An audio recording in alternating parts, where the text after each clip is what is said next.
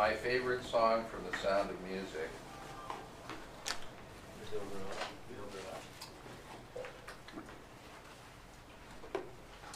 Oh, by the way, 2:30 this afternoon is birthday calories in the lobby. Let's start at the very beginning, a very good place to start. When you read, you begin with A, B, C. When you sing, you begin with Do, Re, Mi. Do, Re, Mi. All right, Do, Re, Mi. The first three notes just happen to be Do, Re, Mi. Okay, so the song goes on from there, but the key words were, let's start at the very beginning, a very good place to start. One of the issues with any technical field is that there is so much jargon, and you become so accustomed to the jargon, you forget that somebody who's just starting out thinks you're speaking some other language. So you kind of have to start at the beginning so that everybody is sort of kind of on the same communication page.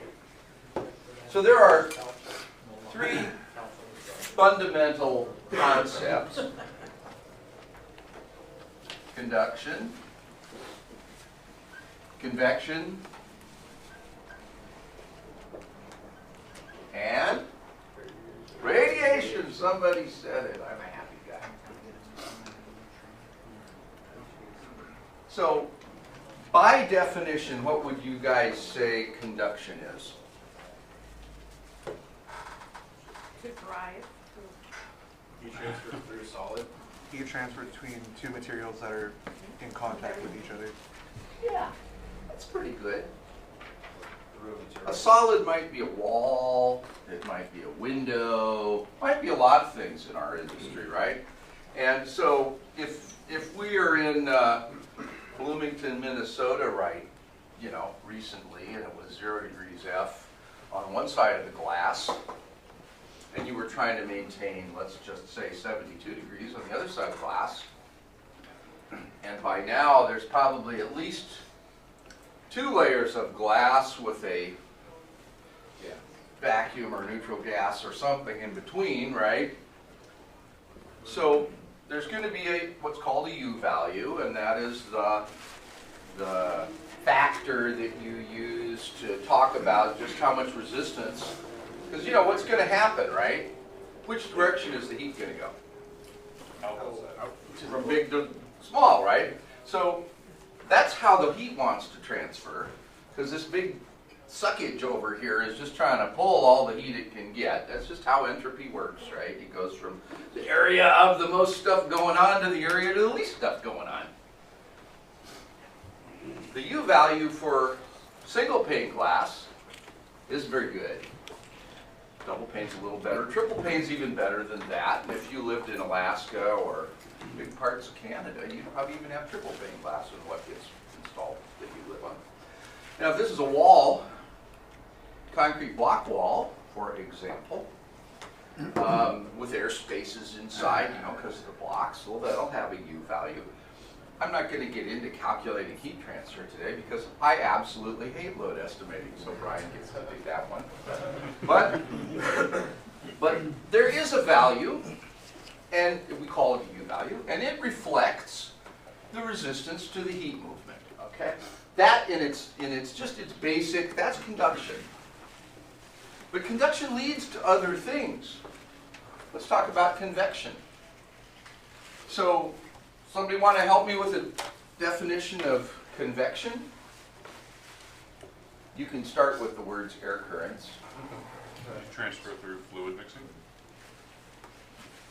As dejargonized as possible. What happens to what does warm air do? Rises. Why? Lighter than Density. It's less dense. And what does cold air do? Drops. Now, unless we're pumping it in through a ceiling diffuser, let's go back to this example here. Here's our double pane of glass at 0 outside and 72 inside. if you're sitting in here, the air along the inside edge of this colder than shit piece of glass, which direction is the air going to be going? Down. And why is this air current going to be going down right there? Because if it's 72 out in the room, in that little area right next to the glass, what would you guess that air's temperature is? It's lower than 72, isn't it? And so it's going to do that. Now, in Los Angeles, California, we don't spend very many days with it 0 outside. But you know, we spend a lot of days with it 90 outside. And if it's 90 outside and it's 72 inside, which way is the air going? And why is the air going up? Hot air rises. Hot air rises. And if it's 72 in the room, but it's 90 out here, it's probably a little warmer right there next to the glass, isn't it? This is not rocket science. And yet, when you get into talking about air distribution and a variety of other things, these are fundamentals, right? Okay, so the fact that the conduction does what it does can cause, the conduction does what it does, can cause the convection. If you grew up in a northern climate, you were probably used to seeing hot water baseboard. Or, if you're from where I grew up, maybe even electric baseboard. So I grew up in hydropower country where electricity was free when I was a child, practically. So, what happens if you've got hot water baseboard, which is a tube with some fins on the outside? The fins are wide enough that a vacuum cleaner can clean the cat hair and stuff out of it in between when you bother to clean it. So, if we're circulating 140-degree water through that hot water baseboard, and it's 72 in the room, what's that hot water baseboard doing to the air in contact with it? It's heating it, and so what does the air do? It rises. So we already said that if it was 0 degrees out and 72, we said that that's what the air on the glass is going to want to do. But if we put hot water baseboard, here's the thing, now we got a wall, we put hot water baseboard here running the length of it, and it's heating the air. Now what's happening along the glass between the tendency for this cold glass to make the air do that versus the baseboard doing that? What happens? It makes it collide. They collide. Who wins? The bigger one. Actually, that's right. Saul said the bigger one wins. And that really in baseboard means what temperature water are you circulating? And most hot water baseboard systems are controlled either with a control valve or with a little circ pump that's pumping more or less water, or maybe both. And so the degree to which you heat that baseboard dictates how much of a rise you're going to get here. And if this is controlled off of a thermostat that's over here on the wall someplace, it's going to, adjust it to keep the temperature in the room right. But probably if it's this cold outside, you're probably really honking the heat in there. Now who wins? I don't know. The bigger one wins. Exactly how will that play out? I can't even tell you for sure. Although if you have a desk right there, you'll figure it out pretty quick. Difference. But breaking up that convective draft, because that's what this is, that's a draft. Breaking that up with whatever you're doing to mechanically warm the room is your goal, because people don't like drafts. What's radiation? And I'm not talking about gamma rays or protons or particles. What's radiation? You can use the word waves. It's like Heat generated off of Could be generated, but what did we decide here about heat goes from where to where? From the warmer to the cooler, right? So in order to get radiation, you have to have a differential. So at least 6 times so far this winter, I've had to scrape ice off of my windshield yet it never got below 37 degrees where I live. In some cases it was 38 or 39. Now it was clear as hell. There's no dust. You remember all that rain we got? There was no dust in the air. So the opportunity for radiant cooling to the sky was really good because there was no clouds, no dust, no nothing. Radiant cooling is how you get ice on your windshield when it's 37 degrees ambient. Because the heat is going to go somewhere. And the sky, if there's no clouds, there's no dust, there's no wind, no nothing else going on. That sky is a giant temperature sucker. And you end up with ice on your windshield, even though if it was, now it's probably pure water, because it was condensed water, right? So there's no minerals, no dust, no nothing. So it'll freeze right at 32. But how does it get to 32 when the ambient's 37? Radiant is a powerful thing.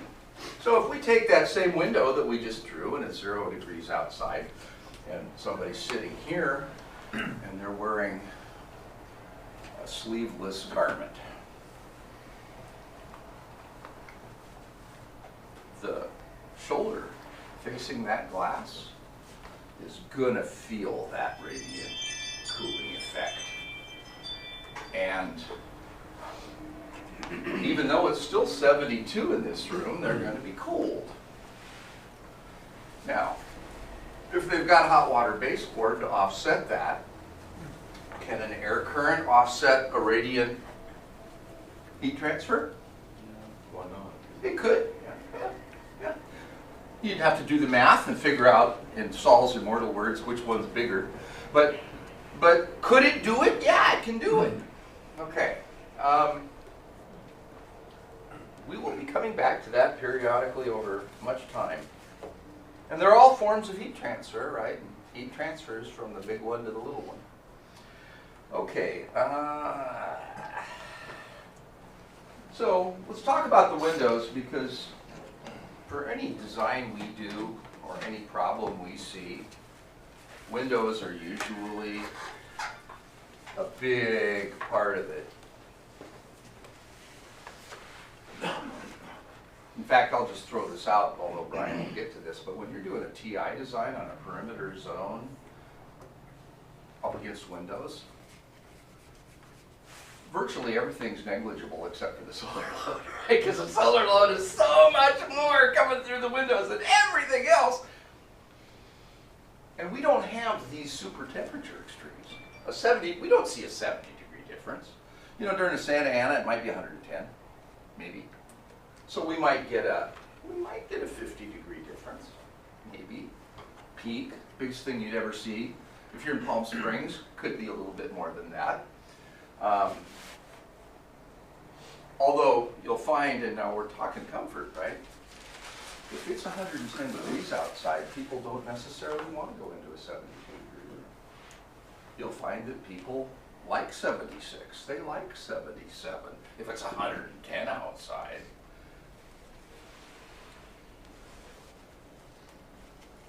So that's where drapes, shades, and tinting come in. Now let's talk tinting for a minute. It's 90 degrees out here. And we tint the glass. What does that tint do? It does more than one thing, so I'm waiting to hear what It reflects some of the heat. some of it's reflected. So there's some reflectance going on. It absorbs a lot of heat. What else is it doing? It absorbs heat. Absorbing, yeah. Because generally tinted windows are darker, right? And so the solar load's coming in, and it's hitting these little dots of darkness, and they absorb the heat. Now that keeps it from going in and making contact on a desktop and warming that up.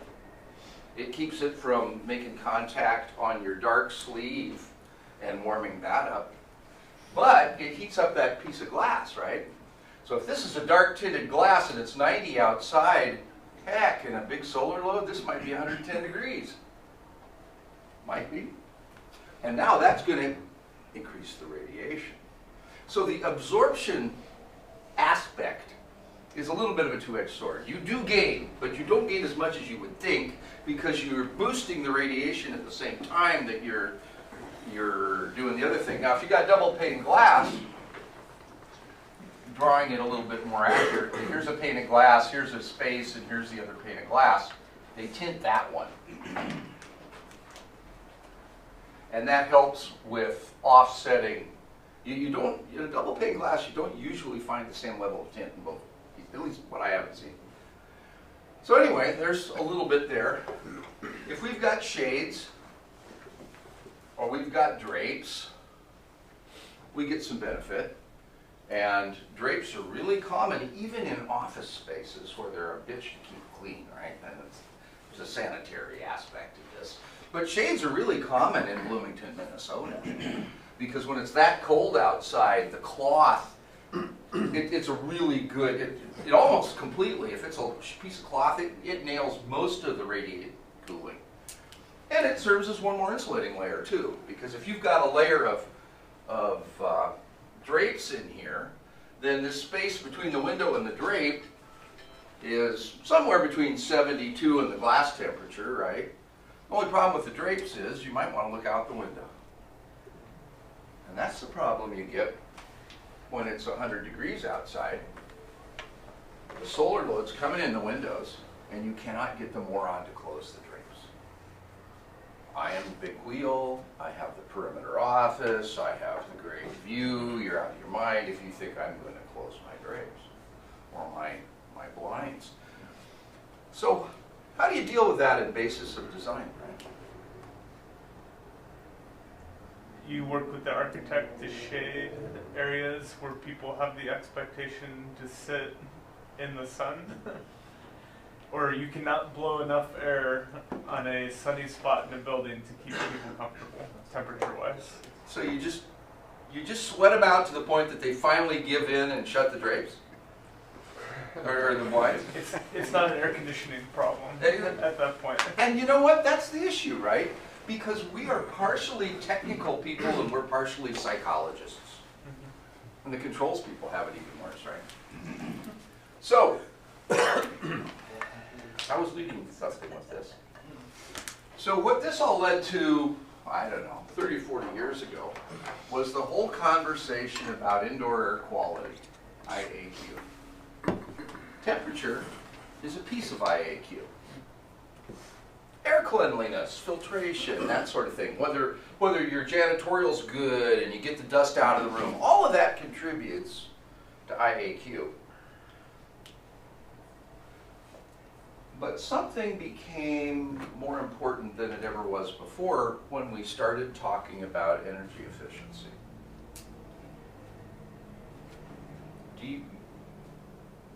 That outside air, that takes a lot of energy if it's hot outside to cool or to heat if it's cold outside, right?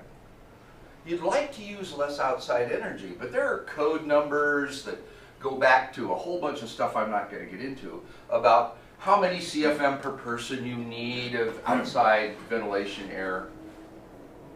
I'm so old that when I got out of college in 1980, we still called it fresh air. But within about 10 years, by about 1990, everybody realized that if you were in a major metro area, the outside air wasn't as good as what was inside, so you couldn't really call it fresh air. So then we changed its name to outside air. Dirty. Sometimes it's just downright dirty. So the outside air component, you'd like to be able to cut that down if it's not needed.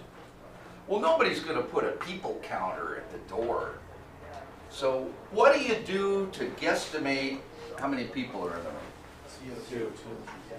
CO2 becomes the proxy for figuring out how many respirating human beings you have in the room. And demand control ventilation came along.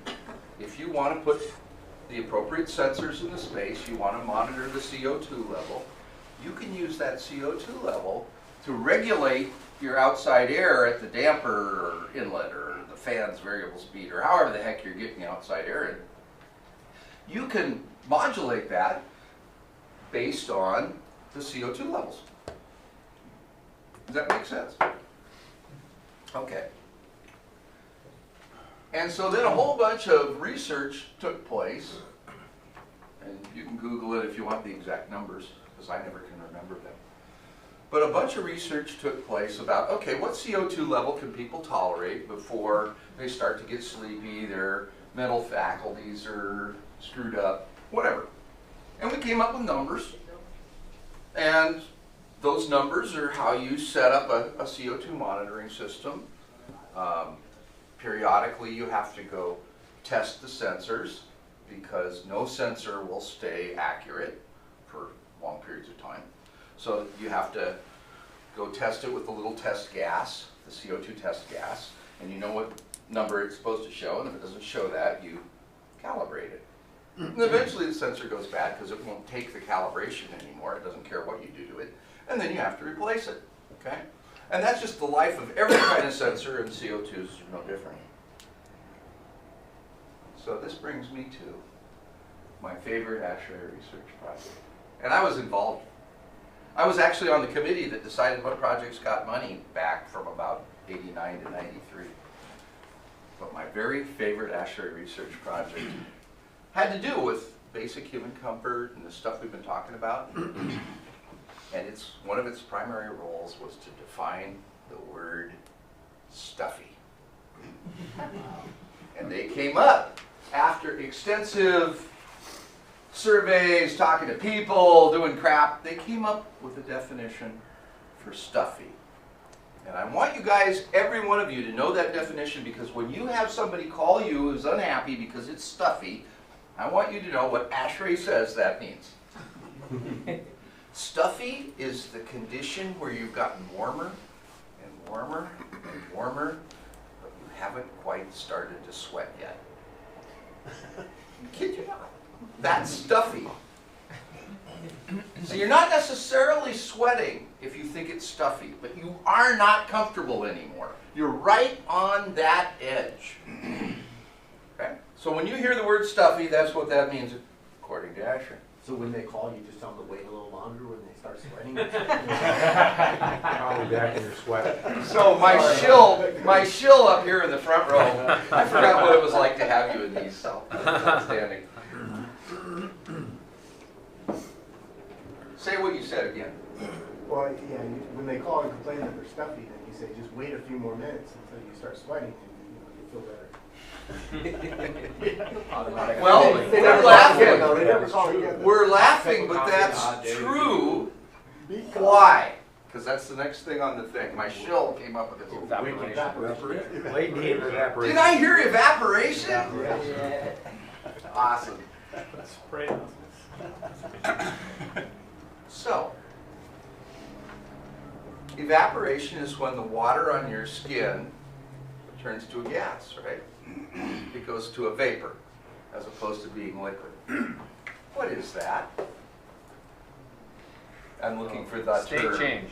Oh, it's phase change. Phase change! Um, Thank you. Calories going up. I should be throwing Kewpie dolls out to the people throughout there, although Saul would have a little pile of Kewpie dolls. Absorb calories. So yeah, phase change.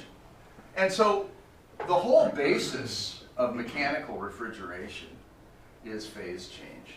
And we'll be talking about that a lot, but let's talk a little bit about water for a minute. Water can be a refrigerant. If you were an absorption chiller, water is your refrigerant. But it takes, well, first of all, a British thermal unit, a BTU, is the amount of heat it takes to raise 1 pound of water 1 degree Fahrenheit. That's a BTU. Now, a pound of ice melting gives off 144 BTUs. A pound of water going to vapor, and it might be steam if it was at enough of the temperature, but it might just be doing it at room temperature. Then would you really call room temperature vapor steam? Probably not. But to go from liquid to vapor is 970 BTUs for a pound. Which one's bigger? The phase change back and forth between liquid and gas is the big one. And when we talk about refrigeration cycles and how your split system works and that sort of thing, it's all contingent on getting a big bunch of BTUs changing as it goes back and forth between liquid and gas. That's the fundamental thing. And the refrigerants that get used in air conditioning systems are ones that give you a lot of BTU change when they change, and do it at pressures that are reasonable enough that we can manage them and incorporate them in our system. Now, let's do a little math. This is the only equation you're going to see today, but you'll like the answer. So, how many pounds in a ton? 2,000. So if I take 2,000 pounds of ice at 144 BTUs per pound, I end up with 288,000 BTUs. And you say, so what? So what?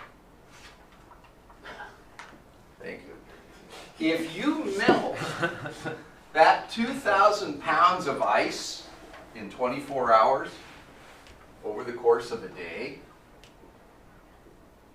you take 288,000 and you divide it by 24 hours, and what you get is 12,000 BTUs per hour. And what do we call 12,000 BTUs per hour? 1 ton. Boom! Yahtzee. That's where that comes from, for those of you who may not have been aware of that. And we talk in terms of BTUs per hour for a lot of reasons, but mostly because our stuff is seldom steady state. Right? The sun comes up, it beats through the windows on the east side of the building, it gets up over, maybe it's going down through some of the southern windows, sets in the west, and the west side gets it. Heat changes in the spaces, people come in and out, stuff gets turned on and off. Lights used to be a huge amount, now they're hardly anything. Which, by the way, if you go into a building designed in the 60s, normally for heating, they were taking a 2, maybe even 3 watts per square foot credit for heat from all those inefficient lights. And now you put in LEDs that give off almost no heat. You may not have enough heat in your heating plant to heat the building. And that's been a big problem in the northern United States. They've ended up, as they get more and more efficient lights, they've had to continually retrofit their heating systems to make up for the heat that wasn't being wasted by the lights. Electric heat, strip heating, right? Well, yeah. Well, in Washington they do that, right? Hydropower, they did that for a long time. I'm not convinced they haven't continued to do it. Their article, or their argument there is decarbonization.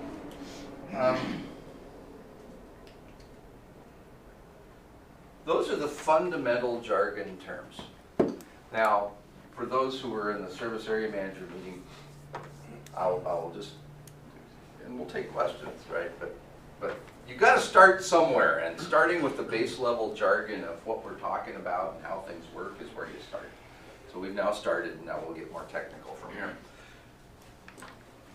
The technical committee in ASHRAE that I have been on forever is the one that deals with facilities, operations, maintenance, etc. And it's almost all facilities people except for 3 contractors, and I'm one of them. So we got together and had a couple of fermented beverages after the meeting, and our goal was to come up with an elevator speech, 5 minutes or less, to explain decarbonization, since ASHRAE can't seem to do it, for our customers.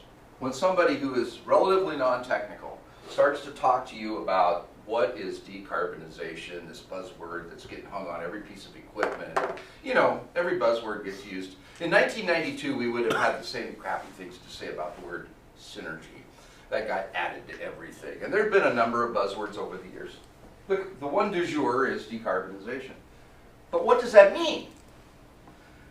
Believe it or not, if you interact with some of our customers, or your next door neighbor, or your spouse, or your whoever, your family, this may come up. So anyway, the three of us sat down over a fermented beverage or two and decided, okay, how would we, not that many, no. The explanation would have really deteriorated it that way. We decided, what would we say? So here's what we came up with. Use it as you wish. In 1987 or 88, the ozone hole issue was identified by scientists at UC Irvine. And within 2 years or so, that whole issue had gotten a lot of understanding. And because it really didn't require any sacrifices from the population in general, everybody was all in favor of making the air conditioning industry, the circuit, digital circuit industry, and a couple of others that used, the circuit board guys were the worst. They were running R11 through as a cooling medium after the circuit board had been initially,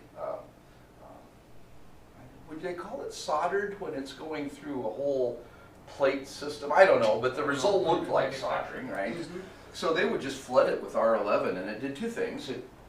It's a solvent, so it would clean the board, and it would also cool it. And so that was standard practice. And of course, they would then just keep recirculating the R11 as it evaporated, because R11 is a liquid until you get to about 72 degrees at sea level. So it was really good in manufacturing processes. And so they were the poster child, they and the foam blowing industry. All of those igloo,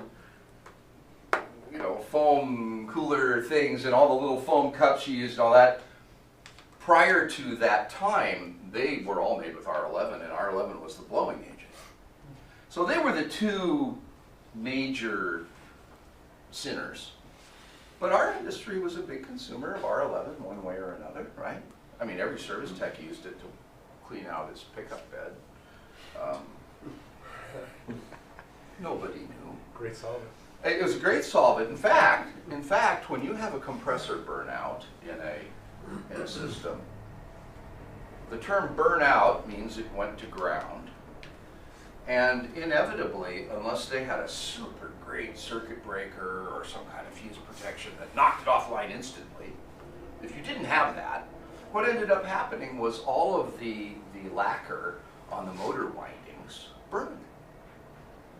You wanted to get that crap out of there, and the best way to do it was you just circulated R11 through a system that had a burnout.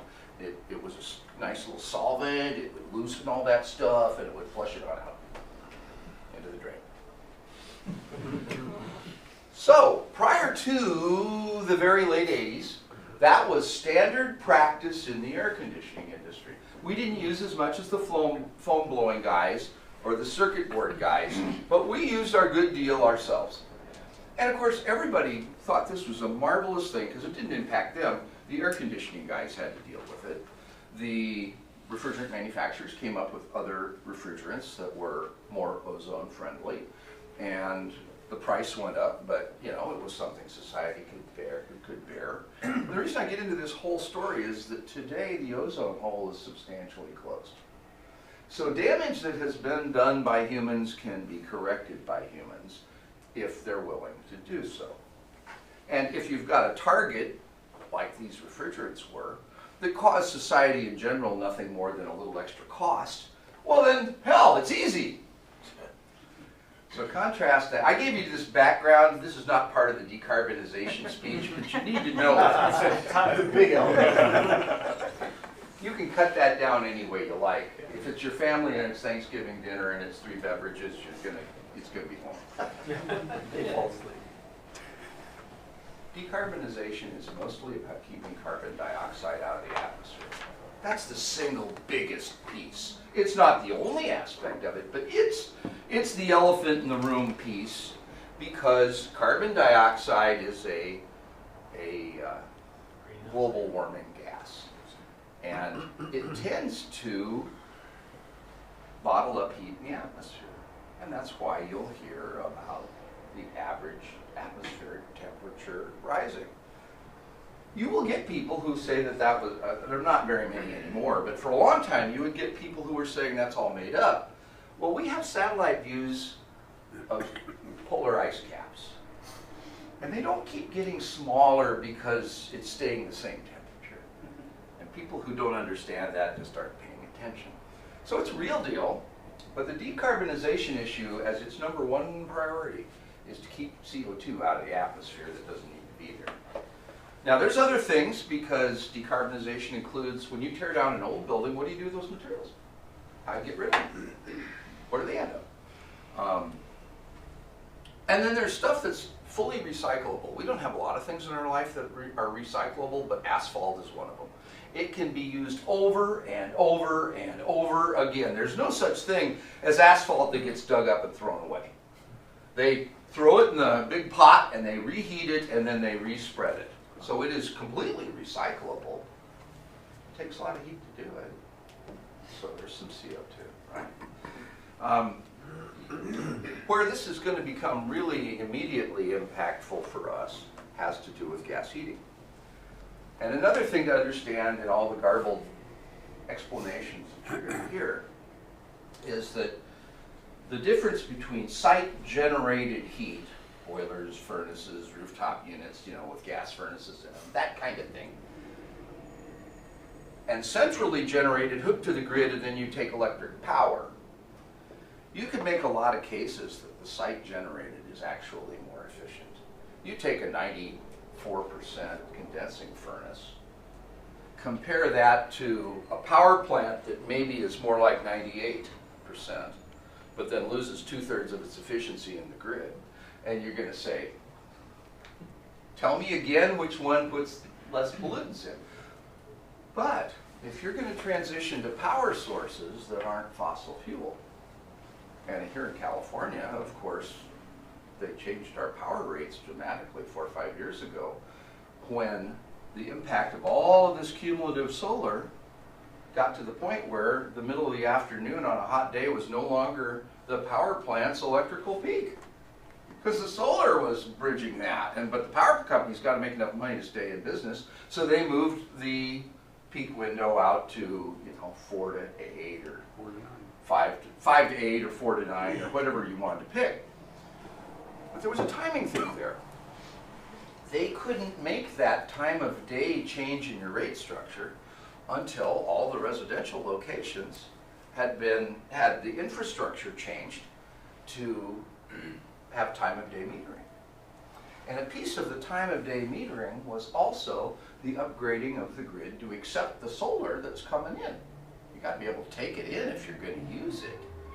And it's a lot more complicated thing than you realize to have the grid be able to accept inputs from everywhere rather than just the one central thing. Because, you know, the power plants I grew up with, the power plants over there, there's the big wire that's taking it out there at 1,000,000 volts. It steps down at some transformers to 500,000 volts. I'm exaggerating, right? But eventually it ends up at what goes to your house. And it's one way. Oh God, we couldn't have upgraded the grid without digital technology, because how the hell you control that solar panel, putting it in at this end and now it's going back this direction? That's complicated, guys. Well, we're at the point where we can actually do that. And most of that upgrading was done. But what they didn't anticipate, because they didn't know yet, was global warming. Imagine, doesn't take much imagination. This is what's going to happen. Imagine over the course of the younger half of the people in this room, over the course of your career, at least 90% of the gas boilers are going to be replaced with some kind of electric-powered device. Could be a heat pump water heater. That's probably the leading candidate. But depending upon where we go with fuel cells, a few other things. Hell, if we had a fuel cell we could plunk in every building, you could use electric resistance heat. Right? I don't know. I can't predict out that far, but I can predict short term. Some of you may know this. My son works over at US Air. He is the York Inside Applied Specialist guy. been a source of frustration to him, besides the supply chain things and not being able to deliver anything in less than a year. The other source of frustration is York doesn't have an air-cooled chiller below 40 tons that's legal to sell in California. It wasn't quite efficient enough. And so they've been out of that business now for several years. And he had been told that a new product was coming. So I'm at the ASHRAE show this week, and there's this 35-ton air-cooled chiller from China. Uses English, not SI dimensional components. But the interesting thing for me wasn't that they now had a littler chiller line that they could sell that was legal, because I don't care. What was interesting to me is this same product is available as a heat pump chiller. It's supposed to be, and of course manufacturers never hit the dates they say, so it's a lie. You just start off with the assumption it's a lie. But it's supposed to roll out in June or July. So when will it be here? I don't know. Sometime this year probably. And it'll make 160-degree hot water. Now, that 35-ton heat pump chiller was the size of a parking space. And you can do the math. You take 35, I said this, we were only going to do one calculation, but see, I'm going to lie and do one more. A 35-ton chiller, if it was a chiller, if that's the direction the refrigeration cycle was running, is 35 tons times 12,000 BTUs. Just remember, that's a ton. What is that? Somebody give me a number. 420,000. 420? So there's 420,000 BTUs. But that's not what the output of a heat pump chiller would be. If you're doing cooling, the net work done and heat generated inside that compressor comes off of your delivered cooling. But in a heat pump, making heat, that's a benefit. Back in the day when everything wasn't terribly efficient, when I was younger, we figured another 25% motor heat. Today it's more like 18 to 20 because things have gotten more efficient. But if I just take that times 1.2, what's that, Brian? 504. 504. So we're getting roughly 500,000 BTU output, which would be a smaller array pack, right? We're getting that out of a 35-ton air-cooled heat pump that sits in the space of one parking place. Now, I'm just using New York as an example because I spent some time in the booth talking to the guy. Everybody's going to have some product, right? There'll be many to choose from. And most of them will be a total piece of shit when they first come out. This is not something that our industry has a lot of experience with. And I will tell you, as a service contractor, I think it's marvelous because there's bound to be a lot more service work required on one of those than would be on a boiler. But they are reality. They are going to happen. Now, the guys who are really going to benefit are the electrical contractors, because think of what you'd have to do within the building to upgrade the service to get this. The structural engineers will be busy because some of those are going to be going on roofs. And I'll guarantee you that parking space heat pump chiller weighs more than a little Raypack boiler does, right? So there are a number of implications, and we're going to have to become good at all of that because it is what we're looking at. There's another thing the electrical engineer does, and we need to be aware of it.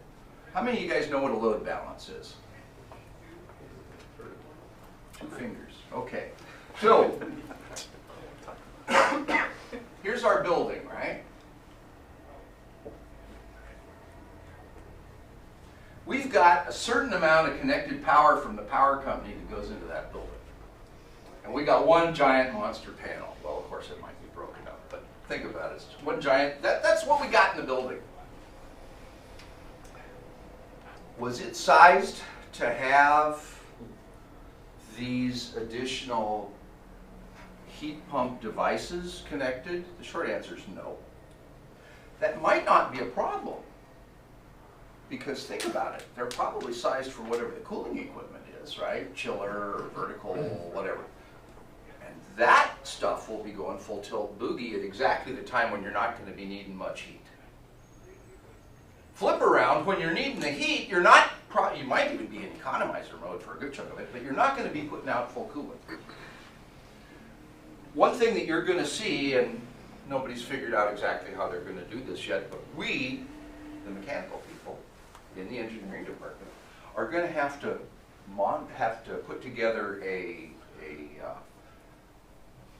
what's the term I want? It's a model, but we're going to have to figure out what's the peak coincident usage for the cooling system and this new electric heating system.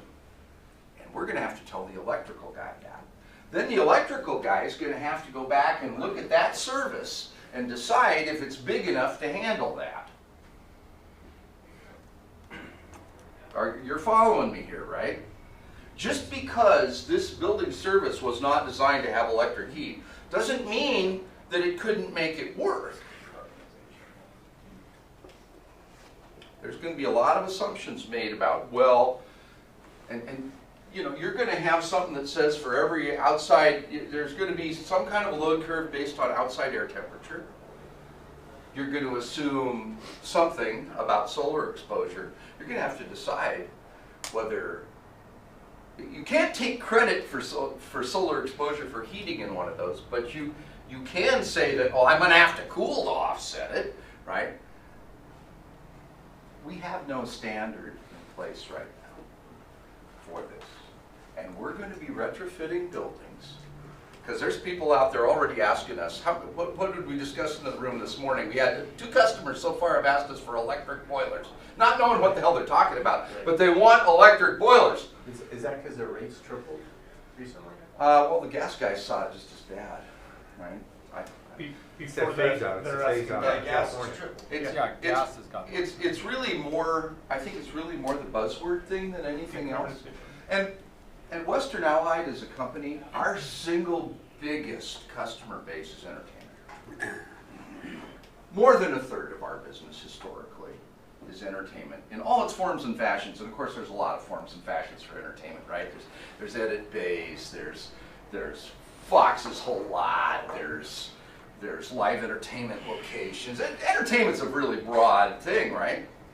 Well, within the entertainment industry, this kind of, you know, get on the new PC bandwagon thing was a big deal. There's a lot of bragging rights to, oh, well, we got our facility upgraded for that, you know, what's wrong with you? That goes on. So, long story short, we're going to have to figure out, probably before there's any real model of how to do it, of just what is the peak demand going to be. And then we're going to have to work closely with the electrical engineer, where he does a load balance on whatever existing panels are going places to decide, okay, maybe I got enough here, but what branches off and goes to this floor is plenty big, but I'm going to put my heat pump chiller on the roof, and I didn't have the power there, so that means that we'll have to upgrade the loop from here to there and put in a new sub panel, and I don't know. It's going to be fun, guys. I mean, it is going to be fun. In 1980, VAV was just starting, and nobody was quite sure if it was going to be a thing. And there were people wondering, what would we do? It's going to be so fucking boring, right? And then pneumatics got replaced with digital stuff, and everything went VAV, and the first generation of VAV systems were all screwed up. All screwed up. And when we talk about VAV, we'll talk about drafts and turn down and all this stuff that nobody really knew, because we weren't doing it all the time. We're going to go through the same learning curve with what we're talking about here. But we're a design build contractor. People expect us to actually understand how the equipment works and how the system operates, unlike most of our competitors. And most of our competitors don't have controls in-house. So you get a lot of this between the controls contractor and the mechanical contractor. We can't do that on design build work. We actually have to know how it works and then control it to operate properly. Isn't that a concept? But for that reason, this whole issue of the electric heat is going to hit us as quickly as it hits anybody. Except we are the people who have to make it work as well as design it, unlike some of the other phases of the industry. So it's going to take thought, you know? It's going to be interesting. It's going to be fun, yeah. Is the application of this concept of heat pump chiller, is the thinking of it as bigger than VRF, like a bigger size system than a VRF system? Because you could, you know. You can use VRF to do it. Okay. You can use VRF condensing units to get to it, but it's much bigger BTUs. VRF is a lot of little modules. Yeah. Yeah. Can you imagine how many little modules you'd have to string together to do that? Well, I Or don't think. this is a parking spot that takes like a boiler spot that's the size of this table. Or I saw that same unit, that thing is, but think multi-stack heat recovery chillers. That is what we're putting on the, this is that same thing, just without any type of room to service it and packed in really tight, so. It's gonna be, Yeah. it's gonna be fun. It's I mean, gonna and be- I say it's that in all great for our seriousness. service This is the department. kind of thing that turns you crank, makes you think, makes you be creative. I was just curious that this new exotic heat pump chiller, what refrigerant was it using? I wasn't smart enough to ask. I was wondering if they're already moving into the next generation. I would suspect they did, yes. But Jim, there were a couple things I should have asked, and that's one of them, and I didn't. I wasn't smart enough. Yeah. Well, it's getting driven partially by phasing out of gas in California, right? Like gas has gotten expensive. They're trying to phase out So gas. the expense thing, if you believe what you're told, has nothing to do with being phased out. Okay. It was all due to other things. Well, then that drives the question of like, can the electrical grid handle this new load that it's going to have with all this gas going away, right?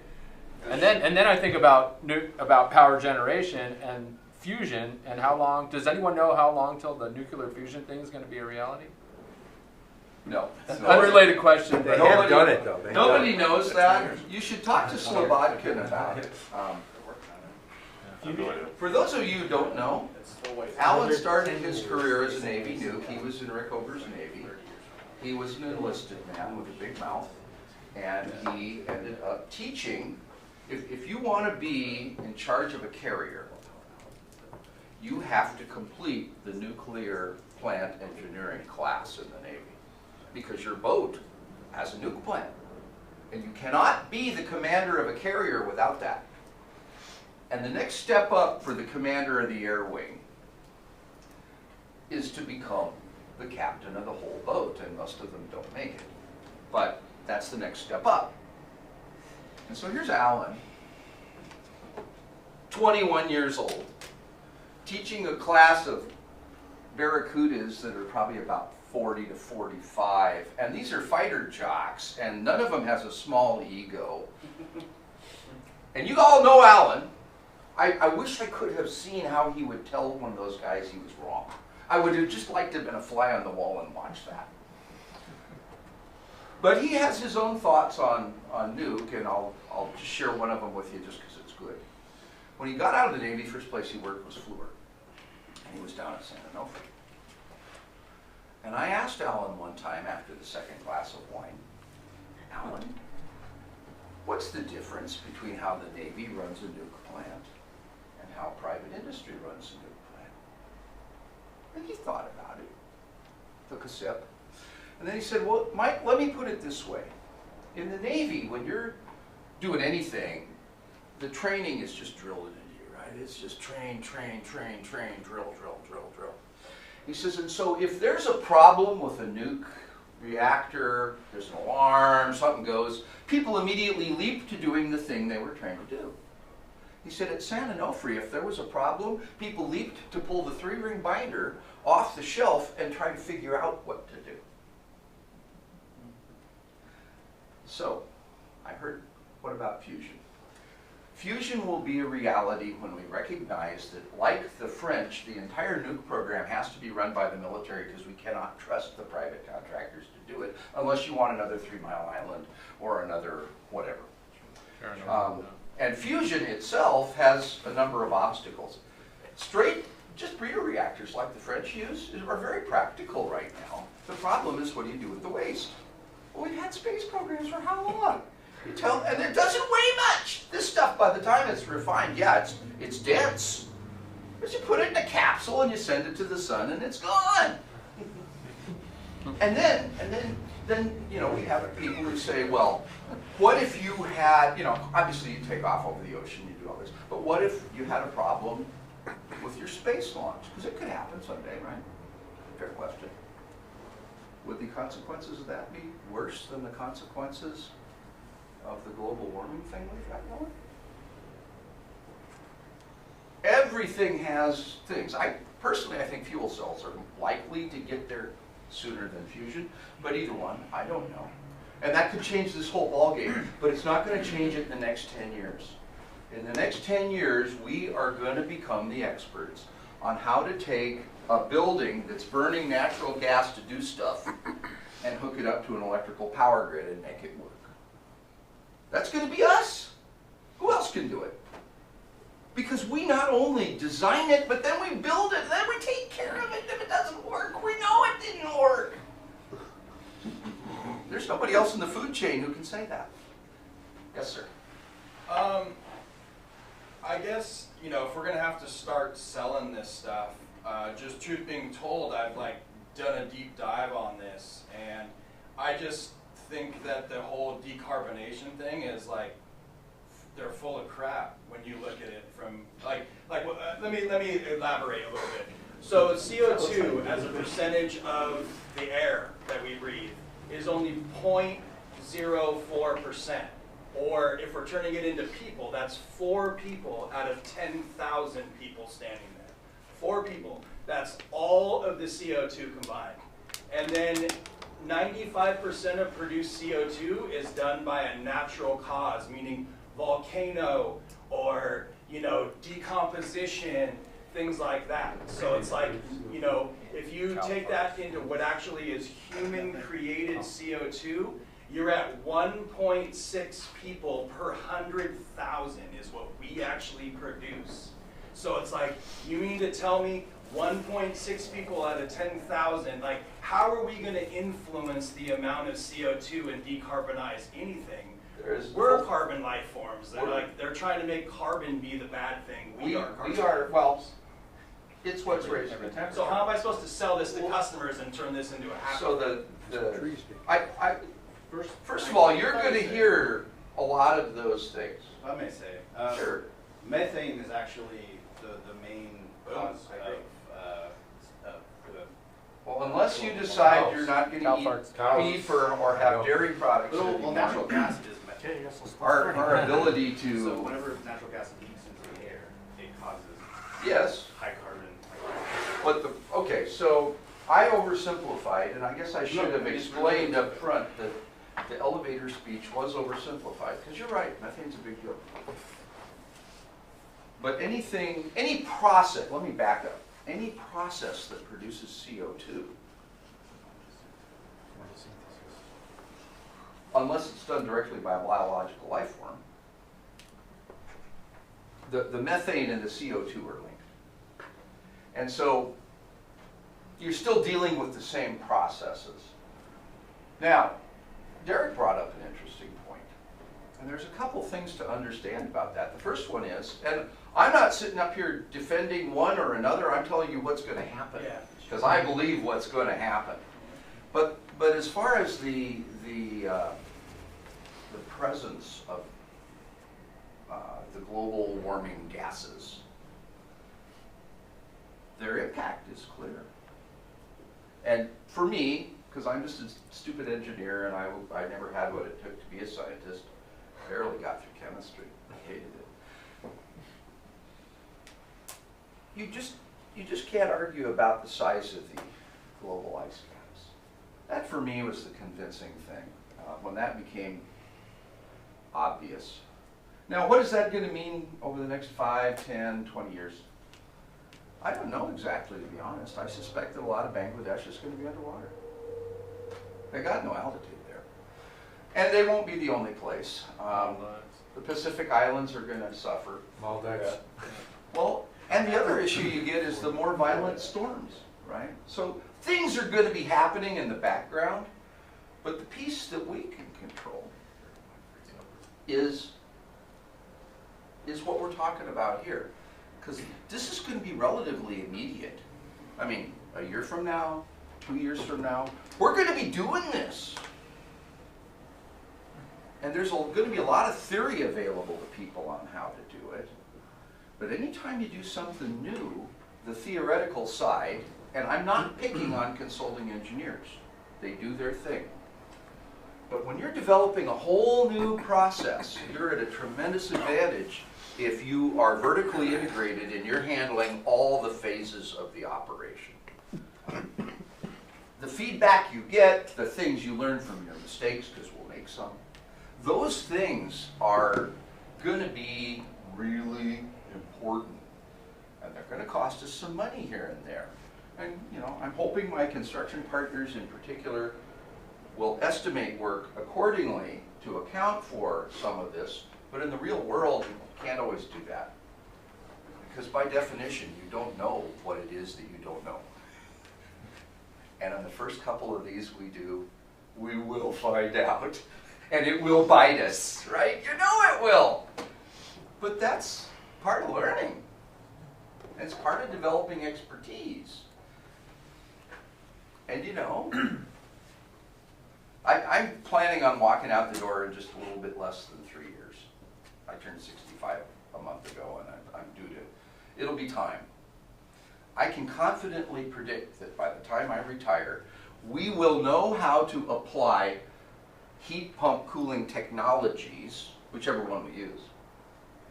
And we will be as good as anybody. There may be a few others who are as good as us, but we will be as good as anybody out there and better than most. But all of you guys are going to be involved with it. Every one of you. It's going to touch you somehow. What's funny about the elevator speaks that you mentioned was, I think it was a week to 2 weeks ago, I got contacted by 2 people in my circle and said, hey, guys, your electric bill tripled because mine tripled and our gas usage went down from last year. And this is just ironic, right? I have one of those gold medallion homes, you remember? You know what those are? All electric. Probably you guys don't, all electric, and they thought it was the greatest thing ever, right? They gave you a little Yeah. doorbell thing with the gold medallion on it when you had the all electric home. Yeah. This was a 60s thing. Yeah. So anyway, so just, it came up, you know, and With your neighbors. Yeah, so in my circle, so it's like, people are gonna go, okay, what do I do? I don't like paying 3 times for my gas, is it gonna get worse? I'll be surprised if gas has another spike like the one that we just had. I'll be surprised for a whole bunch of reasons. But as we start to shave gas off, gas usage down, what's that going to do to the gas price? Well, the gas company's got to stay in business too. Right? So they'll probably do what the electric company did. Where did the spike come from? We sold it to You you. should read on that. Exactly what you're saying. You right? should read about that because there are a whole pile of things that Quarter ranch. the trimming order is. There you Yeah, there's one. You got all escaped. Well, guys, that's all I've got. This was the initial jargon session and phase change, and then I thought the decarbonization thing, since I've been going to the annual ASHRAE meetings forever, and I can remember previous times with previous buzzwords. Decarbonization is the buzzword. Everybody wants to be on that. But ASHRAE correctly wants to be on top of that, mostly as a self-defense mechanism. And I buy this, by the way. The official ASHRAE position is, well, if not us, then who? I mean, we really ought to know more about how to do this stuff than, I mean, who else would you pick, right? You're just going to have the government decide to do something without any input? And so because the pace from the governmental side is, and the regulatory side, is so intense, there's that kind of intense pressure on all of the standards committees and everybody else, and ASHRAE does not move fast. You know, the whole concept of volunteers get together, generate it, then it goes out for peer review, and everybody has to comment about every little nitpicky thing, and then you've got to respond back and blah, blah, blah. Okay, it takes time. The pressure on all of the committees right now is just brutal to get it done. Thank God I'm not on one of those committees. And they're going to turn out something, and then it'll be revised as you go along. But you know, if they weren't doing it, who would do it? And who else would be qualified to do that? So, you know, we try to be realistic, we try to be practical, we try to come up with stuff that makes sense. Ken Peterson will tell you, a good friend of mine who was one of Society's presidents a few years back, who has a consulting firm in Long Beach. Ken will tell you that it makes no sense to pull out lightly used gas boilers. What's the point? You know, below some amount of BTUs that they turn out, why would you bother? Don't you have resources that need to go to other things? And I would agree, but that becomes a long-term conversation.